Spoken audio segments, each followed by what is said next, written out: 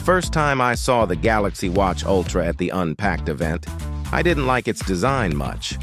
A round screen in a square frame. Why? Maybe Samsung wanted it to look like the Apple Watch Ultra, but also not the same.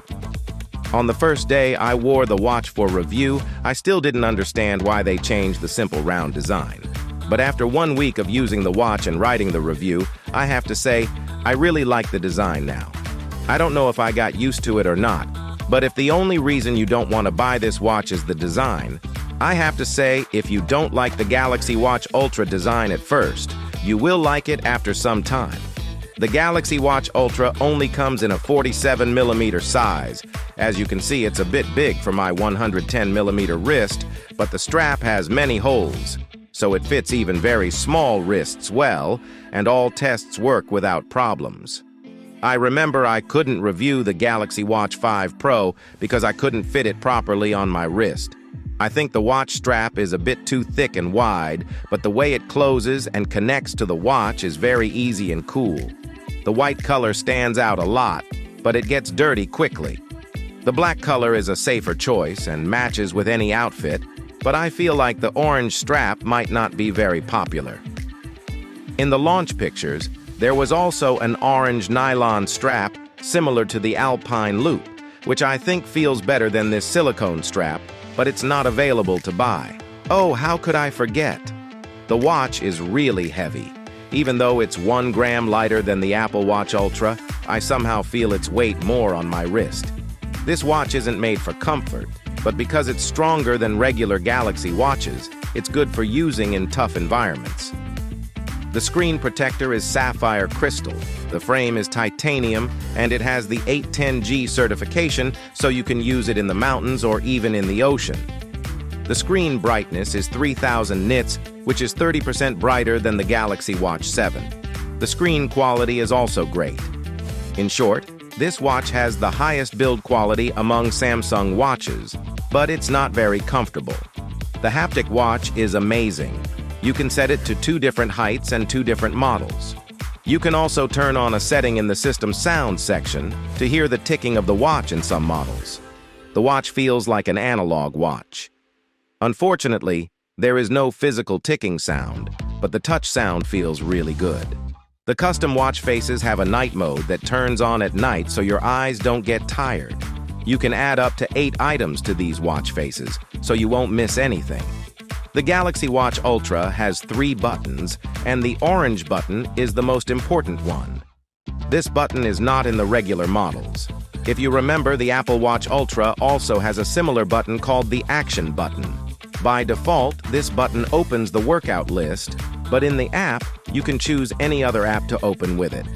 By pressing and holding the button, you can do different things. For example, you can pause a workout on the screen or switch to the next sport in multi-sport mode. I think Samsung could design the quick button to work like a digital stopwatch, because most watches now have a stopwatch button, and this watch doesn't have one. The button on top goes to the home screen with 1 press and opens the last app with 2 presses. You can change it to open any app you want. If you hold your finger on it, Bixby will turn on, or you can choose to show the menu to turn off the watch. The bottom button is the back button that takes you to the previous screen, but you can change it to recent apps. If you press the home button and the back button together, it takes a screenshot of the watch screen. I think this is useful mainly for people who write reviews. A controversial feature of the Galaxy Watch Ultra, which some say is a copy of the Apple Watch Ultra, is the double tap feature, which Samsung calls double pinch. Yes, this feature works like the double tap. You touch your thumb and finger together to open a notification, answer a call, or mute an alarm. But this feature and some others were also in the Galaxy Watch 5, called Universal Gestures, which are designed for accessibility to help people with physical disabilities. Before Apple introduced double tap, this gesture was already in earlier Apple Watches for accessibility. Apple changed the name of this feature so it's clear that everyone can use it, not just people with disabilities. One gesture I like is called knock knock. You make a fist and tap downward twice, like you're knocking on a door. By default, it opens the workout menu. but it's also a cool idea to use it to turn on the flashlight. Unfortunately, when you use knock knock to turn on the flashlight, there isn't a gesture to turn it off, so you have to use the button again. With the Galaxy Watch Ultra and Watch 5, you can use the double pinch gesture smoothly and easily, but not all the time. This is because it has a powerful 5-core chip and a strong graphics module. Switching between screens is very fast. With the always-on display, AOD, you can move between screens quickly and smoothly. The new chip also makes the display in AOD mode work better. For example, you can tap on items in AOD mode to open their apps. The Galaxy Watch Ultra has 2 GB of RAM and 32 GB of storage, which you can use for apps, music, and files. For me, the notifications section is very important in smartwatches, even though it might seem a bit unusual. In the Galaxy Watch Ultra, notifications have a big and nice design, and most popular apps show their icons. For social media, you can sometimes see the user's profile picture, or even your own. But I think the notifications could be a bit more organized and compact. For example, instead of showing Twitter notifications one by one, it could group them together so you can see all of them at once by tapping. When it groups some notifications together, you can't see all of them on the watch. But one thing I really liked was the ability to reply from both the phone and the watch. For example, if you tap on a YouTube video notification, you can choose Watch on Phone at the bottom, and the video will start playing on your phone right away, if you have a VPN. The watch's speaker and microphone are really good. They work well for phone calls in places that aren't too noisy or windy. If you like to listen to music while showering, the watch is loud enough for you to hear the music under the water. Now, let's talk about the exciting parts. Health tests and sports features. The Galaxy Watch Ultra has very accurate dual-band GPS that works well in Iran. You can see the whole map and the navigation is good. The only thing is that with the Wi-Fi model, you need to have your phone with you and connected to the internet. The track-back feature, which was in the Galaxy Watch 5 Pro, is also here. The track-back feature helps you not get lost on unknown paths. I'm not really into sports, and this week I only used the watch for walking and biking. I expected the step counter to be more accurate, but it had about a 30-step difference. I really liked the auto pause feature. When you stop moving, the workout automatically pauses and then starts again when you move. The pause happens almost instantly, but restarting takes about 10 steps. I also liked the multi-sport mode, which is similar to the one in the Apple Watch Ultra. Multi-sport mode isn't something new for sports watches. What's missing is the altitude measurement, which you can find in the Apple Watch Ultra.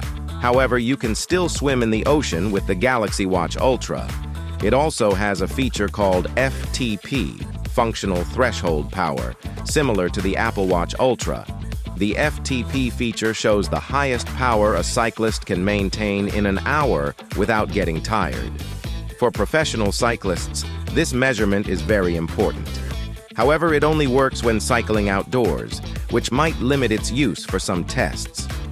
The good thing is, it only takes 4 minutes to measure the FTP, while the Apple Watch Ultra needs 5 to 10 minutes of cycling to give you your FTP. For someone who isn't very into sports, it might be too much detail about the watch's sports features. Now, let's talk about the health tests. The new watches don't have different types of sensors. They just seem to be more accurate. A new feature in the Galaxy Watch Ultra is sleep apnea detection. It checks if your breathing slows down or stops during sleep. This feature is very important, and right now, the Galaxy Watch Ultra is the only watch with it. In a few years, Samsung might be the one saving users from conditions like diabetes and heart attacks during sleep instead of Apple. Unfortunately, this feature is only approved in Korea and the US, so we couldn't test it here. The Galaxy Watch Ultra has blood pressure and ECG tests for heart rhythm. To use these features, you need a Galaxy phone. For the blood pressure test, you must first calibrate it with a separate blood pressure monitor. For the ECG test, no calibration is needed. You just need to gently place your finger on the home button for 30 seconds. If the result shows a sinus rhythm, everything is normal. You can activate notifications so that the watch checks your heart rhythm several times a day. If it detects an irregular rhythm, it will alert you to get an ECG test and, if needed, contact your doctor. The Galaxy Watch Ultra has a sleep monitoring system, which might be one of the most advanced. However, it's so heavy that it's unlikely many people will want to use it while sleeping. I personally could only wear it for 2 nights, and both times I woke up at 5 a.m. because the watch was too heavy. However, if you can handle the weight while sleeping, it provides very detailed information. Besides the usual data like sleep stages, duration, and score, the Watch Ultra can track blood oxygen levels, heart rate, body movements, sleep quality, body temperature, and breaths per minute. It shows this data in a detailed chart on the Samsung Health app. If you manage to track your sleep for 7 nights in a row with the watch, it will show you your sleep animal. Unfortunately, I only managed to do this twice and never found out what my sleep animal is. The Galaxy Watch Ultra also has 2 new features: Energy Score and Index Edge. Energy Score is similar to the Oura Ring Readiness Score, and I think it's really cool. It helps you understand if you have enough energy for the day. However, this score is based on your sleep and physical activity. So if you don't wear the watch while you sleep, you won't get an energy score.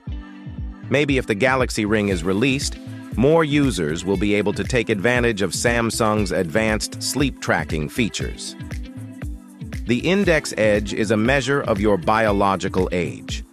For example, even though my chronological age is 30, it might show that I'm like a 50-year-old because I haven't taken good care of my health.